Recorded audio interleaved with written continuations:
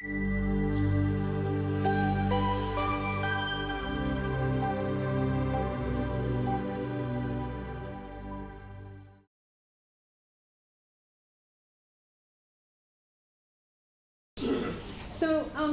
this poster is one of the ISO posters. It's ISO IEC who produce one of these posters every year. And this is one particular that I thought was really relevant because each time the text on the poster is a little different. But one standard, one test, accepted everywhere. This is the ideal situation. We're obviously not going to reach it.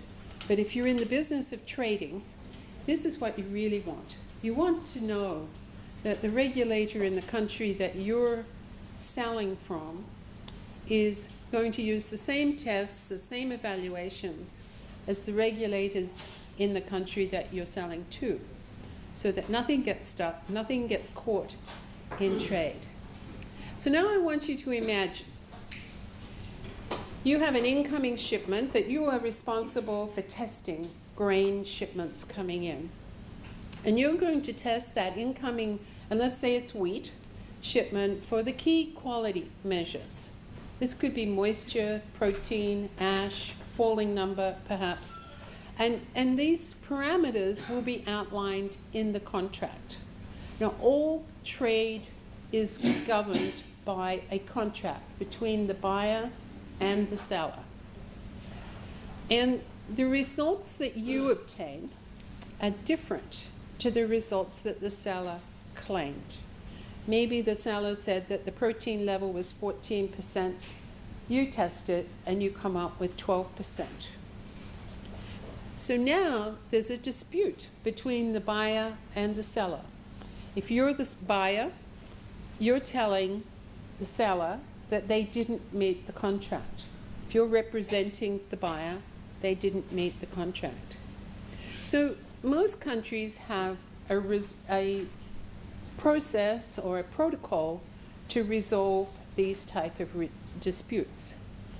So in your protocol, you're required to repeat your analysis. It's a bit hard to go back to the seller because the bulk load is now in your harbor, it's right in your territory. So you're asked to repeat the measurements. And in doing so, you actually get a different number. This time you get 13. So the seller's got 14, you got 12, you got 13. Here we go.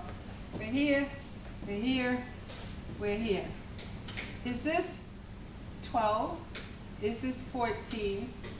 Is this 13? This is the correct, or the best to correct, with some variability around it, but which one's right? How are you going to resolve it? So we're going to talk a little bit about this, and at the end I'm going to ask you to answer the questions. Which ones are correct? Are they both? Are they all correct? How can you explain the differences? Can you stand by the results from your laboratory? Why are they different to the results the seller is claiming? And can you explain the cause of the differences? So I'm going to give you a few examples. I'm still going to stick with wheat, just because it's something that I know a little bit about. This is a supply chain. It's an idealized supply chain. We start at the farm. The farmer delivers the wheat to an elevator, usually uses a truck or some other type of transport device. And it might go to a primary elevator. And the primary elevator might hold it for a period of time. Then it might go into a rail car and be sent to a processor. Maybe it goes off to the food company and they make breakfast cereal up there in the top right. Or perhaps it goes into domestic shipping, which is quite common in the United States because it could go down a river in a domestic barge. And then it goes to an export terminal. Now you can turn this supply chain around the other way. You're going to be at the import terminal. And I think I might have been clever. You're at import terminal now, so it's not an export terminal anymore, it's an import terminal. And you've got a food processor, someone who wants to make breakfast cereal or bread or something else, maybe just a miller, someone who wants to make flour. And you have to get the flour from the input terminal to the processor. And as I said, that could be a flour miller. And now we've got another movement, and the miller is particularly keen to have that wheat. He doesn't want you holding the wheat. The wheat that comes to this part of the world comes from a number of different places, and I apologize. I have this map because it's for Southeast Asia, and I went looking to find a similar one for India, and I couldn't find it. But in fact, you are buying wheat from the same type of places, from Canada, from Ukraine, from Russia, from Australia. So the product that's in that shipment is coming from a number of different locations. In fact, and different countries choose to buy from different locations. So someone who's testing wheat here in India might not find the same type of wheat in any given year. And again, you'll be able to see these charts a little more clearly, but these cover the years from 2010 through to 2015. And this particular bar, this left-hand one, is Australia.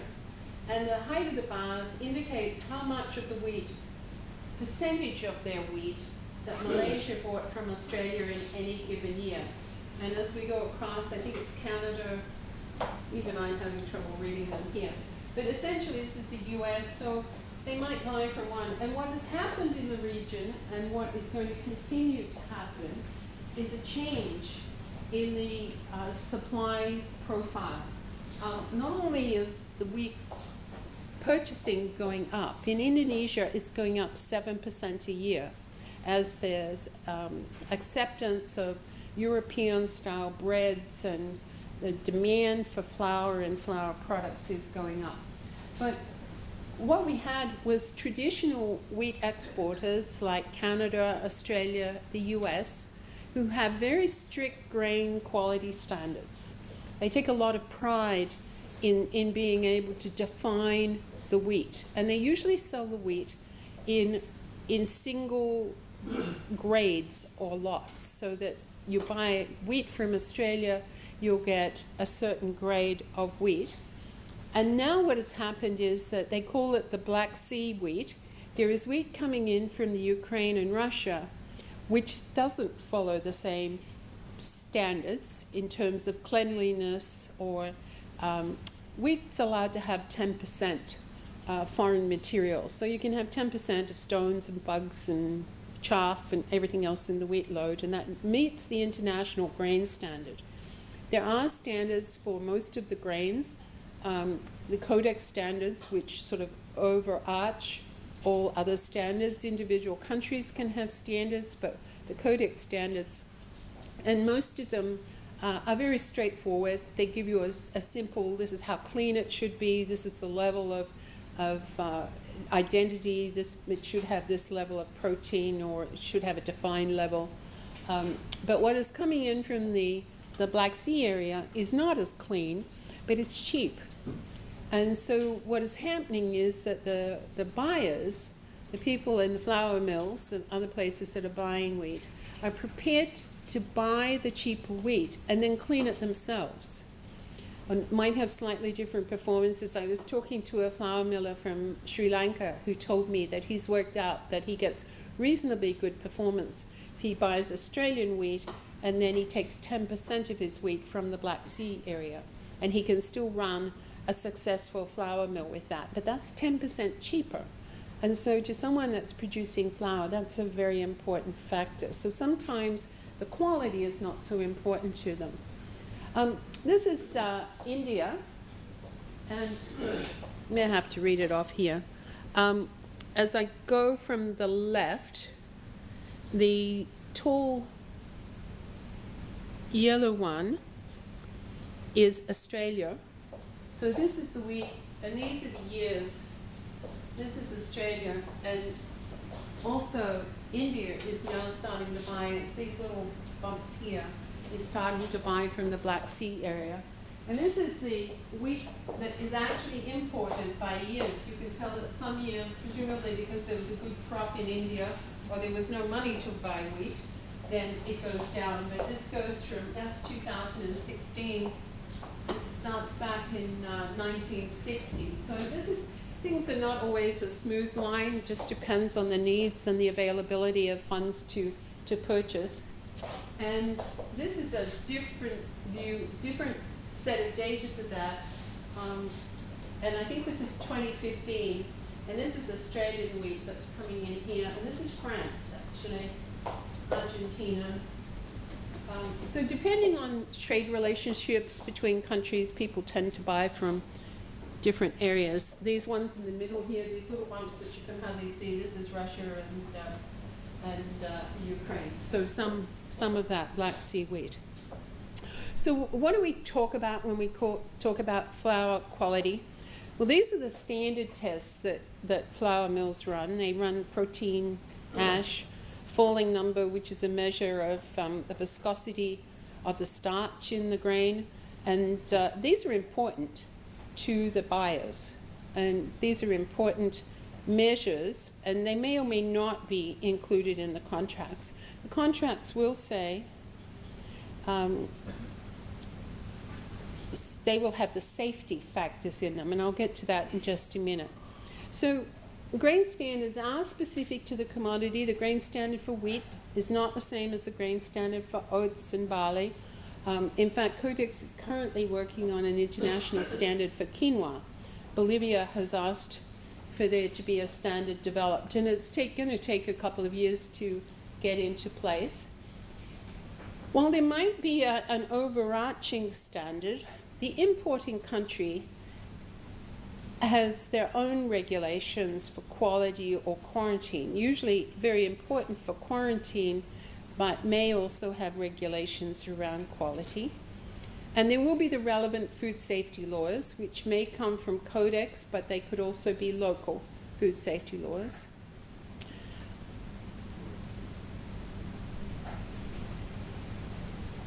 Between countries, there are different grades and quality levels, and they're usually competitive grades. They're used to get a better price or to sell or to gain a market. There will be restrictions, and there could be issues in any given season, depending on pests and other disease problems, maybe mycotoxins in the crop.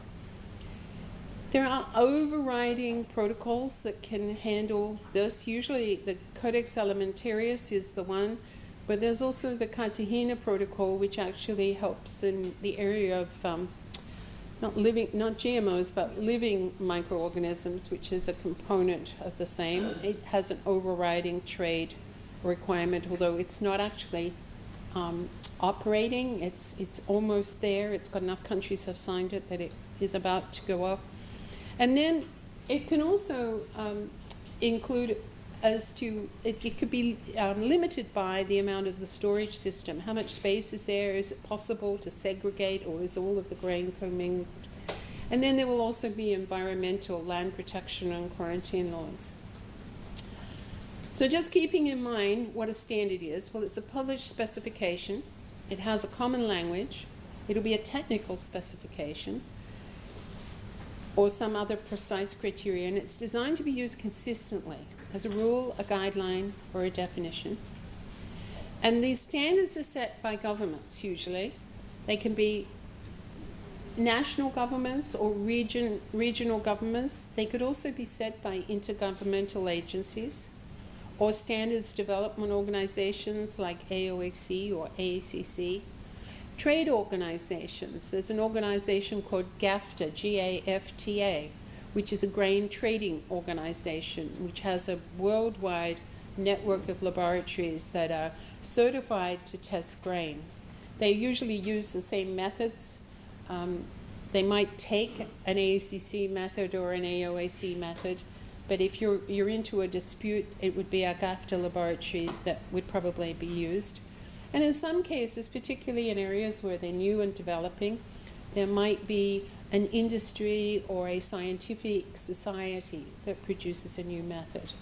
And essentially, there are standards organizations all around the world. I think this band I picked, these are the standard organizations in the Caribbean. We were doing a project there, and I just happened to have put them into a banner. So overriding this, the person that's most going to initiate this is the customer. And the customer is going to have a contract. And this is just a rough example of a contract. But one part of the contract is the quality section. And essentially what this contract says, the quality and condition is to be final at the port of loading in accordance with official inspection certificates. So essentially what this is saying is if that I am shipping out of North America and grain, then when I load the ship, that's the time at which everything is sealed, the certificates are there, and the numbers are produced.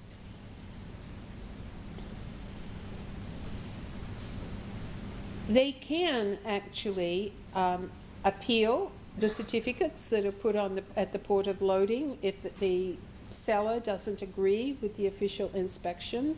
In the United States, there's actually an opportunity for 2 appeals. You can have a local appeal, and then you can go to a federal appeal. So perhaps for something like mycotoxins, you might, let's just say it's deoxynivalenol in wheat. Maybe the official inspection gives a higher level than will be accepted by the buyer, and you can appeal locally, and the test will be run again locally. Excuse me. And you still don't like the number, you can appeal again because there's a lot of money involved. If it arrives at its destination and the level is still high, or maybe you've got a spot sample, maybe you don't believe that sample represents a lot, they would be reasons to question. So this is now, we're putting it into the ship. This is the port of loading, and that's there.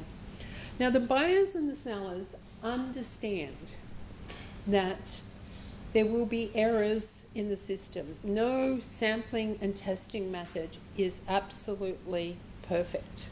And so they will negotiate as to what level of risk they are each prepared to take. And in this case, this is actually a sampling plan, in this case, which is going to test 1,000 particles. So that could be 1,000 grains, or if you get down to the laboratory, but normally when it's a grain or corn kernel, these are whole seeds. So it's 1,000 particles. And if they test 1,000 particles, they will get the type of curve there. So up here, what is happening is that they'll accept here, and because the seller is prepared to take some risk, this is the area that might have been good material, but because of this agreed sampling and testing protocol, this part of the curve, the grain in this area, will be rejected, and they'll have to find another market for it. Now on the flip side, the buyer also takes some risk. And this level of agreement is actually an agreement between the buyer and the seller. It's part of the contract. And it's how we get around some of these discussions. This is how, if we get a 14 and say a 12, well, that's within their curve, and they can accept that.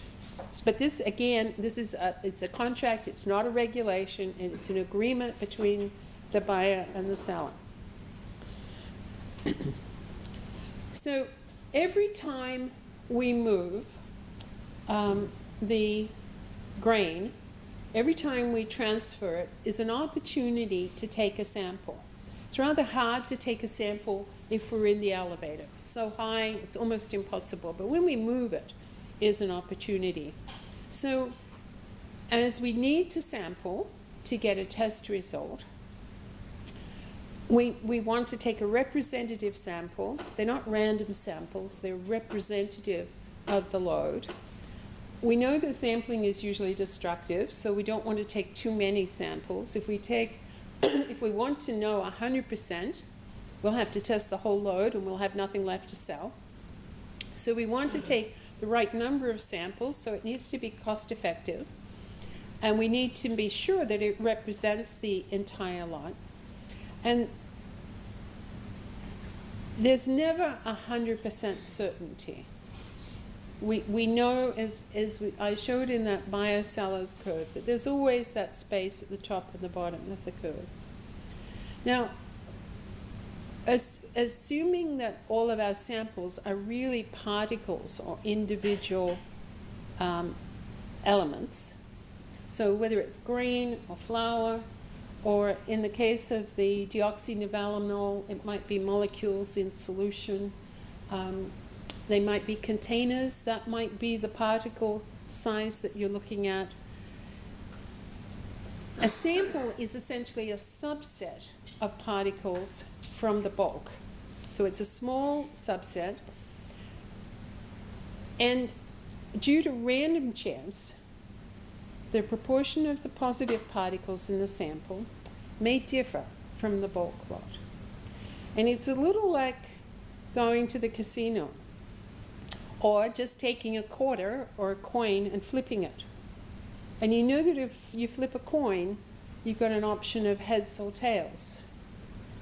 But is that, and you might expect that, well, if you do it 10 times, you'll get 5 heads and 5 tails.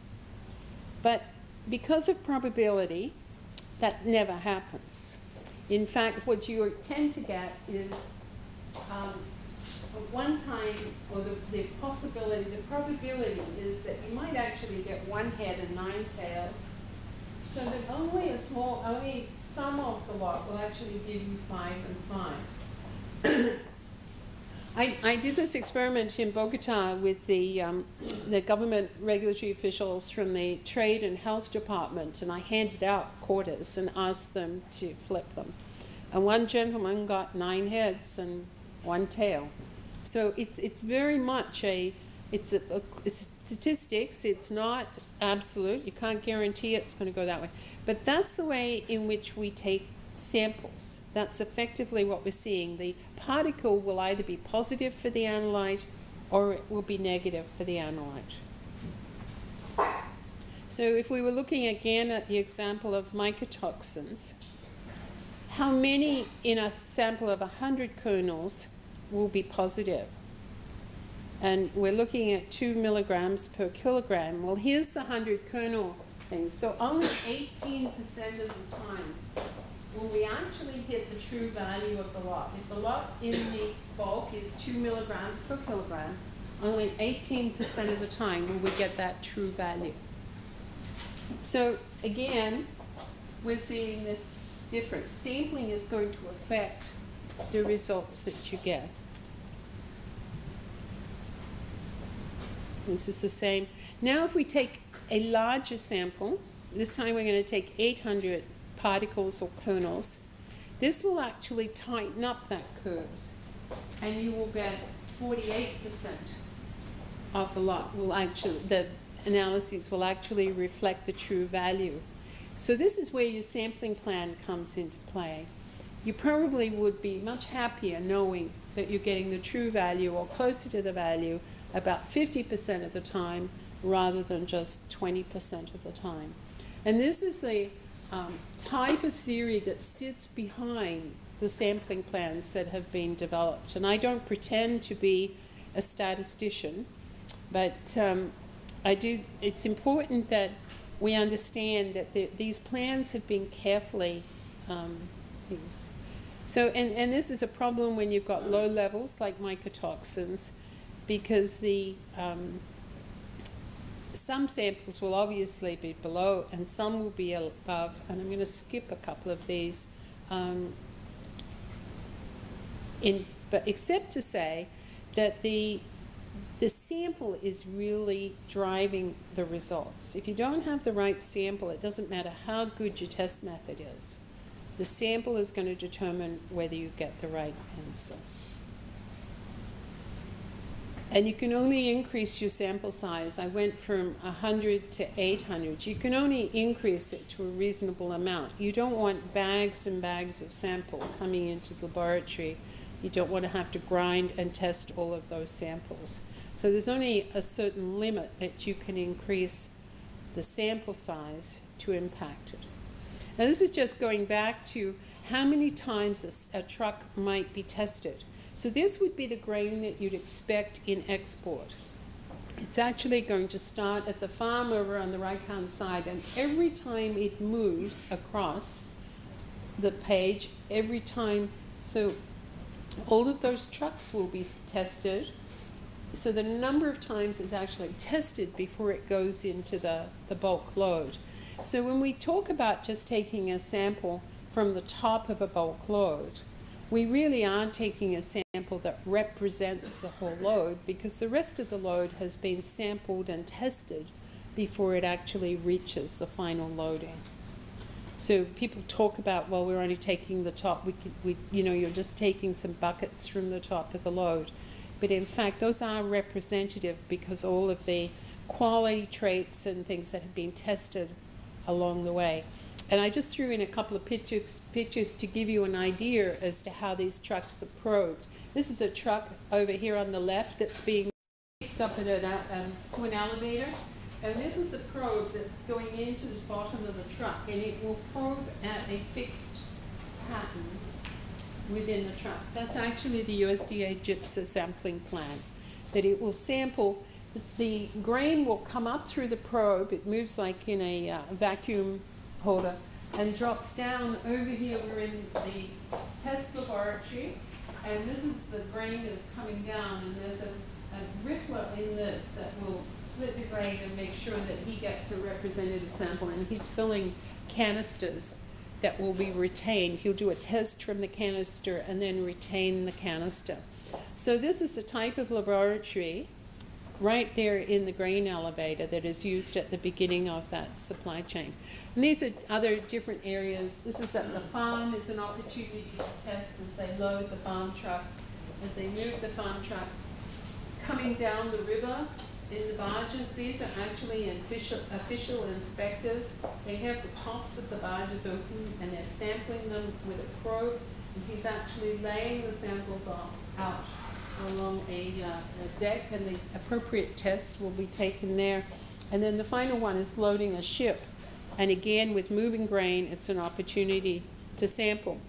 It doesn't happen if you're in a port where there aren't those type of sampling opportunities. It may be that the samples come in a bag and you have to sample the bags, and this is what a large export terminal. When it comes to the laboratory, you need to inspect the sample. You need to make sure that what's in the bag, that it has traceability, that what's in the bag is what you expect to see in the bag. They must have traceability. There must be a chain of custody, or else you'll be asked, does this number, did this really come from that ship, or did it come from another ship? Maybe you mix the samples up on the way from the port to your laboratory. And they must have a recorded system, particularly in laboratories that have high throughput, where it's very easy to get them mixed. Need to know how much sample you've received, what else is in there. And this is where we come to the importing country, which will test for the quality, relevant food safety laws. I talked before about Codex being an important overarching organization. The representatives of Codex are governments. There's about 180 governments part of the Codex organization. Codex is a combined organization under the umbrella of FAO and WHO. Other representatives at Codex are scientific organizations, and there are many interactions at the lower levels. I mentioned that Codex is working on a standard for quinoa. The US government is one of the representatives on the working group, and they have come to AACC to ask for advice, and I have in turn gone to people within our organization who have experience working with quinoa, so that all perspectives are brought into play in the things. I mentioned before that different countries have different ways of grading their grain. This is just an example of the classes that occur in Australia. Australian hard, premium white, standard white, premium durum, long list. And then you will find as you get down that there will be some of those lower classes which usually don't go into export. They'll often be used locally for feed and this type of thing. Every country has their own system. In North America, in the US, they have a system that relates to the regions at which they grow the grain. In Canada, it's a system closer to this one, but it's different. So when we're handling grain or export or import, all of the elements that we were talking about in the last presentation come into play. We certainly need some type of process that covers GLP, and we need to maintain performance. We mentioned proficiency, check samples, standard methods, and also all of these elements are important because this is going to ensure that you're providing data that's appropriate. And so I'm not going to go through this anymore. I'm just going to remind you that some type of good laboratory food practice is important if you're measuring within the system, that you do need to be using methods that are recognized, and particularly in trade. It makes a lot of sense to know that you can quote a method number, that you're using the most recent version of the method, that you are current with the methods that you're working with. And in some countries, there are official methods that have been determined by the government. And the official method might be exactly the same as an AOAC method. Some countries adopt those methods across and others don't. But essentially, it's probably not a good situation to be using your own local laboratory method. You need to have the credibility of an internationally recognized method. It doesn't mean to say that you can't use a local method, as long as you have validated it and compared it to an international method. So you need to validate it in the matrices that you're working with. Just to give you a bit of an idea about what behind the scenes of one of these, this is our methods program, but AOAC has one and AOCS, and there are others around the world. We essentially run an online program, so people using our methods have access to them as an online. They can, of course, download them and use them, but we also have functionality in our methods so that we might have calculators and videos that come associated with the methods. So if you're running a new method or something, and you can buy our methods either as a subscription or as an individual method, so depending on what you want. But this is not all that different to the methods that other organizations have, although most of the others still hold a thing on.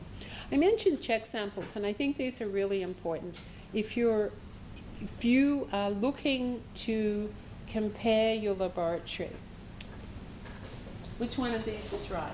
The one you took or the one they took? How do we know that you're actually coming up with the same number on the same sample? And a number of organizations have check samples and have an associated proficiency with them. But what I wanted to point out here, this is actually a flour sample. It's a hard wheat flour, and the analytes that the people are measuring are moisture, protein, ash, Foley number, wet gluten index, and gluten index. Not all of the laboratories report all of the analyses. That's entirely up to them. It's the type of thing, and there are many more laboratories reporting. I just put an example in here. This laboratory in the middle here is an outlier for their protein measurement. The top one says 12.65. This one is 11.55. It's exactly the situation that I'm talking about there. They've received a homogeneous flour sample. There's something going on in this laboratory. They're also an outlier for their ash measurement. This time they're above the others. They're an outlier for their falling number, which is actually not a good thing because that'll definitely get a discount. They're at 266. People wanting bread wheat need a 300 and above. So that would definitely be a discount situation. And in fact, you generally get a basic statistics. So in the moisture, let's look at the protein one. The mean of the protein is actually 12.79. So each of these is actually below the mean, and there were 40 laboratories reported here. There must be 52 laboratories, maybe 55 in the series. So that's 55 different laboratories in different locations in different countries who are reporting on the same homogeneous sample.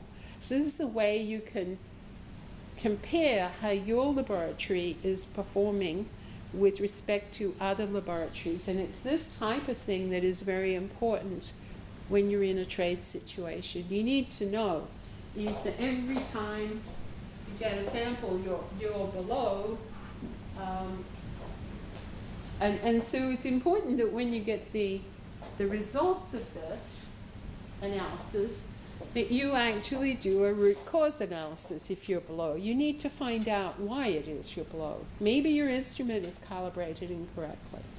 Maybe the analyst who does it doesn't leave the time period long enough. There could be any number of reasons. And it is important to work around it. And it also, because it's a regular, it's an ongoing thing. You can actually see if an instrument is trending because you're starting to fall away. And then we do provide a proficiency thing. And most check sample programs, AOAC has one, AOCS has one. There are programs in Europe. Some of the ones in Europe tend to be programs that you subscribe to 1 or 2 samples. You don't subscribe over a period of time. Whereas the ones that seem to come out of North America, I know that in Australia, the wheat breeders have a program just between the analysts that work for them. So they could be localized programs. You could set one up between your laboratories. Someone has to prepare the homogeneous sample and ship it around. Someone has to do the statistics afterwards.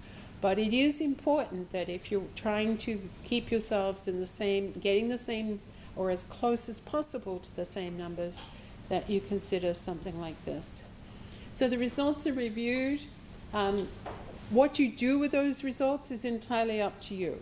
The providers of the check sample series don't tell you you're right or wrong. They tell you where you stand with respect to other laboratories. And then, as I said, you can use this information for product resolution. So coming back, we're looking at a set of specifications that the sellers and buyers agree to. It's usually a mixture of physical and chemical parameters. Methods of analysis, they may define your method of analysis. They may tell you which method they want you to use. They may not. They may leave it up to the testing laboratory. But they do expect that standards are used to facilitate equitable trade. It is important to the traders that there isn't a break in the system. They don't want to be in a dispute resolution. They want to keep, there's so much money tied up in the question. So I guess that brings me back to my first set of questions. Which ones are correct? Are they both or all of them correct? How will you explain the differences? Is your laboratory providing the right answer? Why are you different to the results that the seller is claiming? And can you explain the cause of the differences? It may be, let's just say in this example that one of the results is out here. And this is the buying end. And you've got results like this. But the buyer wants this wheat. The buyer wants this bulk load. They've got a mill to run. They want the wheat to go. So they will have a discussion with the seller. What they want, they say that they'll be able to use it. They can blend it with other grain that will give them a slightly higher number. If the protein level is low, they'll blend it with a higher one, and they'll have a discount. They'll take it, but at a discount. And so it's very important then that they know that they're really dealing with quality values. If they're negotiating discounts, and in fact that's what happens frequently with the black sea wheat, that it is dirty, it does need cleaning, they're selling it at a discount. They're getting it out of there, they're making the sales, They're taking sales from other exporters and they're bringing them back there. Now, I put this slide up here again. You saw it before. And I've remembered to say to you that one of the things that I had meant to say earlier, we've talked about root cause analysis, about proficiency, and those type of things. 12 months ago, the AACC technical committee that's responsible for our check sample program held a one-day workshop. And the presentations essentially took us through the stages and the steps that you need to do as you look at the data, what do you do with the results that you get back from this check sample program? What do you do with the proficiency data? And each of the speakers took on a different topic. We have recorded those presentations, and I think it's going to be early February. We're going to have some live webinars that will actually discuss the overall topic. And when we do those live webinars, we will make available to the people that sign up all of those other presentations that they will come. So they cover, for example, there's a whole presentation on root cause analysis, how to go through the process, the best way to go through it. Usually our webinars are at 10 o'clock in the morning in North America, which would make it about 10 o'clock at night here. So they're probably not something that you would want to watch live, but we do make them available as on demand after we've had the live session. So you might want to go to the website and just have a look. I'm not sure that we've actually started promoting it yet, but early in the new year, if you're interested in having access to something like this, it would be something that once you had access, you could have continuous access, you could share it with people and whatever, but it will be focused on that area. And the reason we did this is that we had found it difficult to find other training programs that actually went in depth on what to do. You get all this data. ISO 17025 tells you to do these analyses, but what does that actually mean, and what should be considered and what shouldn't be considered in your, or what could be considered and what doesn't need to be considered in your laboratory. So I just wanted to remember to say that was something I meant to say this morning. So that is all I've got, unless people have questions. And again, I'll be around for the rest of today. I won't be here tomorrow, so you need to catch me today if you've got a specific question. Thank you, Dr. Anand, for the presentation on analytical challenges for international trade. So if you have any specific questions? Ma'am, I just need to ask, what is the basis for the sampling of different samples? Is there any criteria for different root samples sampling? Yes, there is, but you need to determine what those criteria should be. So if you're sampling a bulk sample, like a ship or a truck or a let's say it's a truck of cauliflower or a truck of bringle or something like that, then you will need to take into consideration how easy it will be to sample. And obviously, you probably don't want 100 cauliflowers in your laboratory. It's a little bit of grinding work to do. It may be that you decide that only once a week you will take a sample. They're coming from the same region, the same pond, you know, extra information. So for things like fresh fruit and vegetables, there might be a different sampling plan. Actually, that is something that the FDA in the US has been working on. It is a sampling plan for leafy greens. With the increase in interest in organic vegetables in North America, it is now the largest source of food safety risk. It's one of the challenges, and they realized that they actually, while we had sampling plans for grain and seeds and all of these things, there really wasn't one for leafy vegetables, and they've been working on that. And I think that sometime in the near future we'll start to see some of those sampling plans. The USDA gypsum, the green ones, are publicly available. You just follow the things. If you're in a supermarket and you're taking boxes off the shelf, again, it may be that you go once a week, you go once every 6 months. Maybe you're just checking the nutrition labels, or since you talked about shelf life, maybe you're just seeing if a particular food supply line has got a reasonable shelf life on it. It's very dependent, and yet at the same time it needs to be practical. It could be that you've only got a certain limited funds to do the testing. An example of this is a few years ago there was an issue with the rice crop in North America, and it was an issue that was spotted by a regulatory agency in France, and when they queried the supplier said, no, there's nothing wrong with it, and they kept shipping. And it turned out, subsequently, that there was actually something that was in that rice that had not been deregulated, so it was illegal in the rice crop. And rice was sent back to North America, and carry a long story short. But then they cleaned up the problem, and a number of countries that were importing from North America put extra criteria on the rice shipments that were coming. And even though the supplier was now being overseen by the government, and they were being watched as to what they were doing, one of the countries that put extra criteria was the Philippines.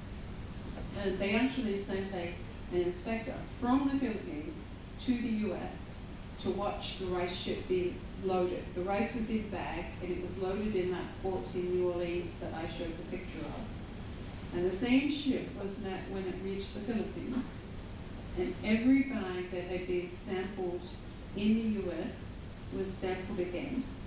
And the samples went to the laboratory, and they were all tested. And it was for a GM a BT, so it's the same trait that's in the cotton crops here. It's BT. It's very easy to pick up with a protein test, a little lateral flow strip. They spent, and everything was tested, and everything was negative. Every single test, both on the US side and the Philippine side. But the lab in the Philippines spent their whole annual analytical budget. So all of their plans for the year, all of the things that were much more important, but this was a political situation. So obviously a really unreasonable testing regime. So I think, step back, that's the extreme to the situation. There is a reasonable level and a reasonable level of risk that you can accept with knowing how important is it for you to know that 1 in 100 packets will be stale next month. Is it a food safety thing, or is it a preference type of thing? So I think you can't take all the food off the shelves and leave nothing for people to eat. So I think it becomes you do the best you can do with the plan, but once you have a plan, you follow the plan. And I think that's the important thing. The things that we hear, that people put plans in place, it requires a sample. There are 5 buckets in the sample. The 5 buckets are too heavy to carry to the truck to bring to the lab, so only 1 bucket comes to the lab. So immediately the protocol falls down. So maybe 5 is too many. Maybe there should have only been 1 bucket in the first place in the protocol. And then you have a reliable protocol. But if the same thing falls down, it doesn't matter how good your laboratory test is. All of the error is going to come from the same thing. So it goes back to my discussion about the seed testing in Brazil, where there were 3 tests and they got a positive with the first one, and why would they do 2 and 3? But the protocol called for 2 tests out of 3 to be positive. It was a very simple thing, and the problem was that no one had really explained why that this was a false result and that they were getting false positives. frequently resolved. So that was an interesting training session. We had about 100 people in the room, and by the end of the training session, everyone in the room had run these tests. And we watched as the regular inspectors watched their managers grinding seeds and doing the tests. And you can see, your management needs to understand what's involved in the process. Does that help? Yeah. Does anyone else have? Yes? Non-counting samples from the after import. The Yeah. non-comprehensive samples, who's the responsibility to destroy the samples? After import. After you've imported them and you've tested them, Yes. It is a non-comprehensive sample. and they fail, they're non-compliant.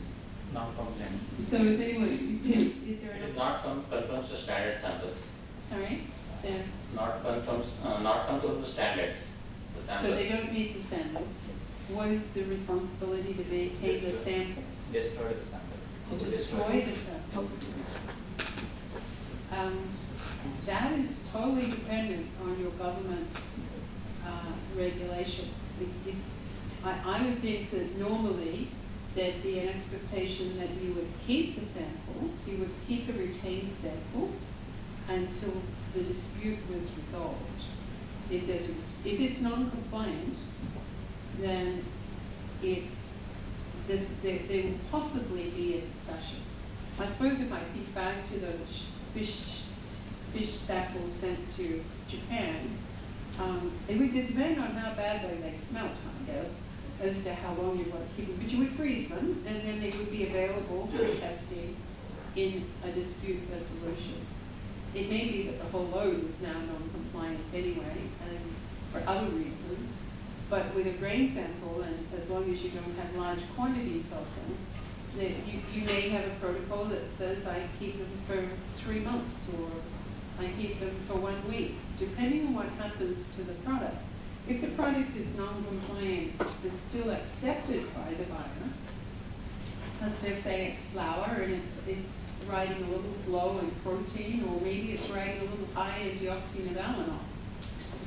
And the miller says, that's okay, I've got some clean grain in my elevator, I'll blend the two. The level will now be below these recommended levels. And you know that the flour has gone through the system and it will be out into commerce in 3 months or 6 months, and that would be a reasonable time to, but you could end up with a lot of samples if you have. But the obligation is very much local. Does that answer your question? I have a question regarding these outliers. In one of the tables, you have shown that some values are outliers. So how do you identify those values? They're done in an iterative process from the total number of samples that are tests that are reported. I think, I'm not exactly sure, but I think it's 2 standard deviations off the mean becomes an outlier, and then a new mean is calculated, and a new set of outliers could be calculated if the mean tightens, and that puts them out. There's some discussion about the best way to do that, and we're working with a system that is 40 years old, and there's been some discussion about whether that's the best way to identify. The new system will be ISO 17025 compliant, so it will have the ISO statistical processes in it, but I'm not familiar with it exactly. I just know that the first outliers from the first set of data, that once they've taken those ones out, they redo the statistics to identify any further ones. Some that might be protected, someone's a long distance out, then the other ones that are just a little bit out might be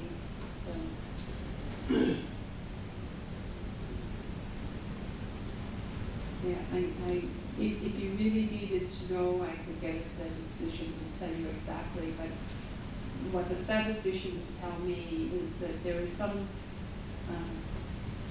discussion around how to calculate outliers.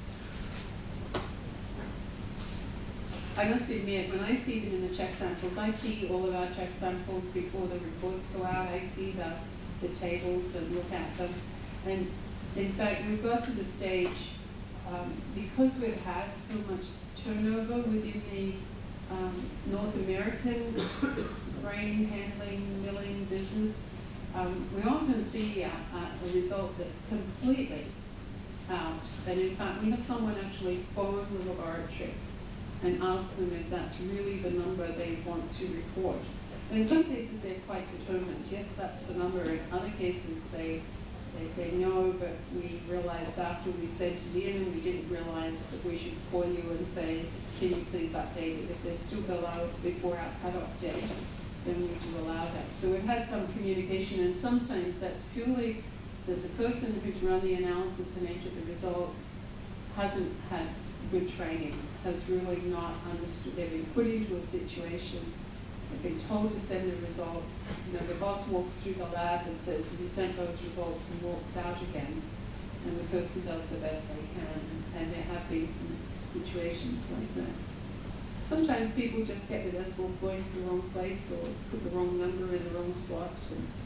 And we don't have protection around our data entry that stops them doing that, although our new system will be putting some ranges so that they can't make really silly mistakes, but that does happen.